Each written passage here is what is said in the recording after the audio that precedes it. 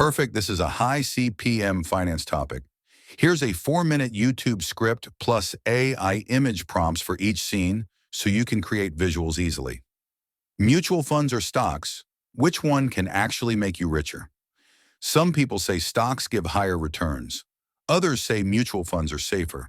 If you're confused about where to invest your money, this video will help you decide in the next 4 minutes. Let's break it down in the simplest way possible. When you buy a stock, you're buying a small ownership in a company. Stocks can give very high returns, but they also carry high risk. You need time, research, and emotional control. Now let's talk about mutual funds. A mutual fund pools money from many investors.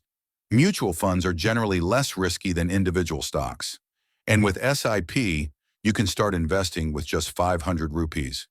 Now the big question, which gives better returns? Stocks can give 20